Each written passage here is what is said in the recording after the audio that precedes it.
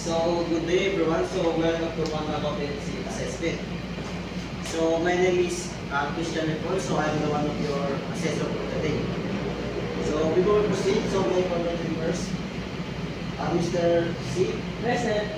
Mr. Casio. Present. So, thank you. So, may I have your admission slip first?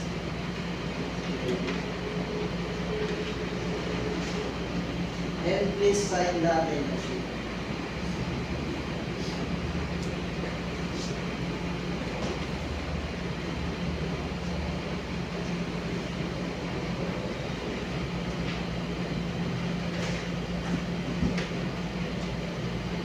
So, before tayo proceed sa, meron na akong self-assessment. So, bilang kami muna to. So, check if already taken. So, check din dito.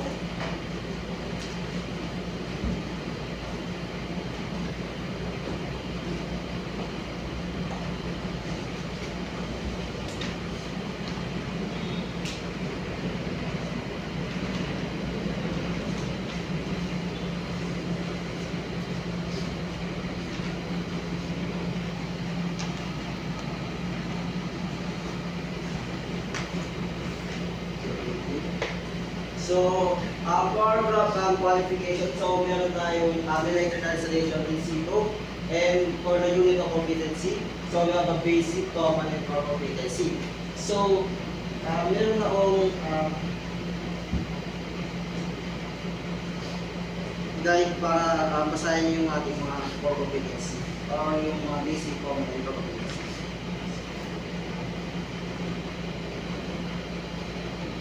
So, ang purpose natin is para magkaroon kayo ng certificate if na-complete nyo yung assessment natin. So for a method is magkakaroon tayo ng observation, questioning, and demonstration. So, and once again, welcome to technical education and skill development authority. So, meron tayong allowable adjustment. So, mas prepare po ba ng Tagalog? Yes, Mr. C. Ako po, mas prepare ko yung Tagalog para po mas naiintindihan pa yung explanation. So, ayun, mag-adjust tayo para sa iyo. And meron tayo mga safety important during the demonstration. Meron tayo 5. So, please read first. So, and also, while doing the assessment, so meron tayong group and those. So, do you have any questions? Not so far, sir. So, what is the competency assessment? So, meron na akong form. So, titigan nyo lang to if na-meet ba natin yung yung presentation natin kanina.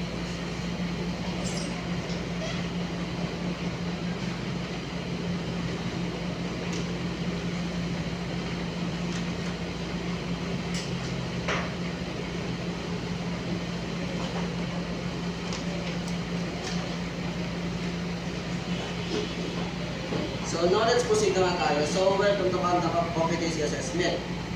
So this is the floor plan. So in the floor plan meron tayong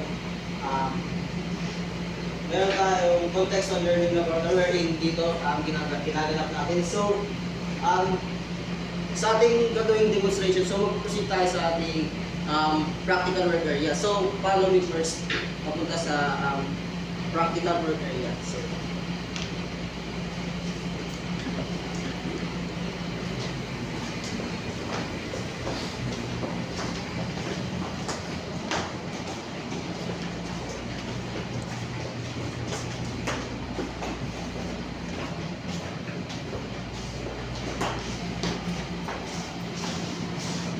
So, our activity for today is install the lighting fixtures. So, mag-install lang kayo ng mga ilaw. So, may start na while mag-observe ako sa inyo and mag-i-enjoy ako sa inyo. So, you may start na.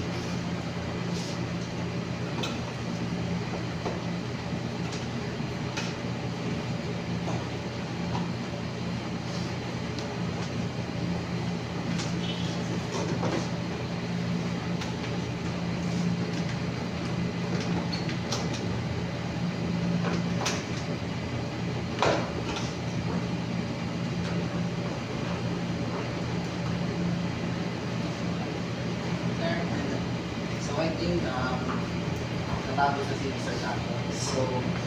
So, ayun nga. So, may mga, I have a question for you. So, while doing the installation of lighting fixtures, so, anong mga naging advantage mo and disadvantage? One of the advantage na sa paggawa ng installation sa since I have knowledge naman na kahit konti. So parang ang bilis na lang sa akin na gawin to. So ayun, nagawa ko naman ng tama at mabilis. So, okay, Mr. Tato. So, yun.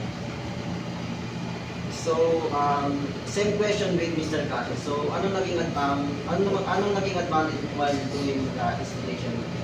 Advantage and disadvantage.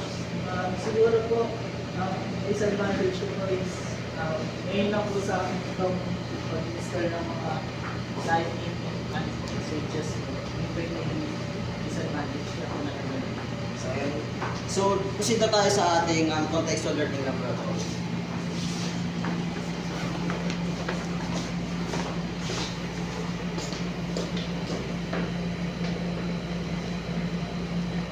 So, meron tayong mga naging review and judgment. So, meron tayong mga rules. So, meron tayong authentic, valid, current, consistent, recent, and sufficient. So, meron tayong, magkakaroon tayo ng feedback and result.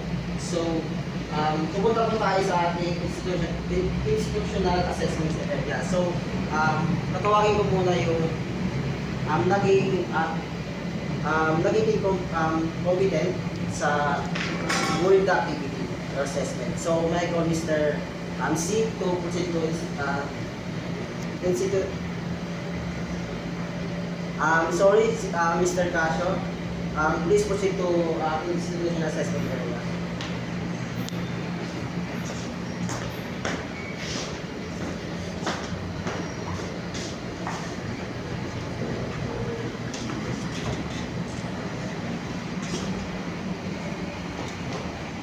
So based on naging performance, so naging maayos naman and mas nauna ka sa kay Mr. C.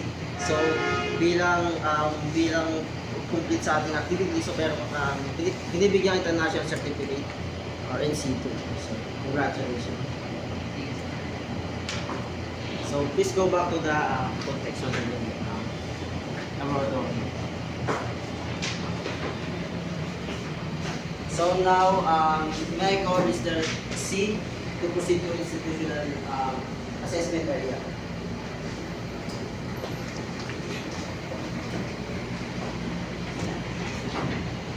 So based din sa naging performance mo. So naging maayos naman. So may mga adjustment ka na kailangan gawin. So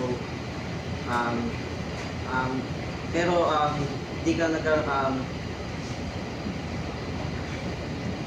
di ka naging confident sa naging assessment natin. So, mag-assessment ka ulit. So, magkakaroon din naman tayo ng assessment. So, by the way, congratulations. So, please go back to the contextual learning na ba?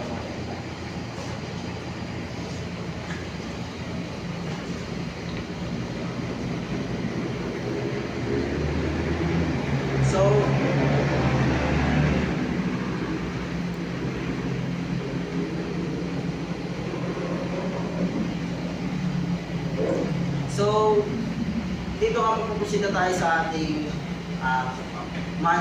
manager. So, please follow me.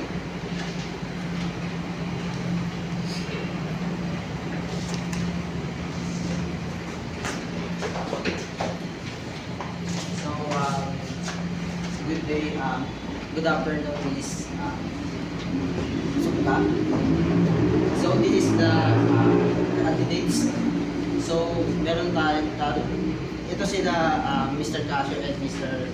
C. So, ang naging competent natin for today is si Mr. Casio and naging incompetent natin for today is si Mr. C. So, this is the document or yung result ng kanilang assessment. As I can see, so congratulations to your competency assessment. So, congrats. So please go back to the contextual learning.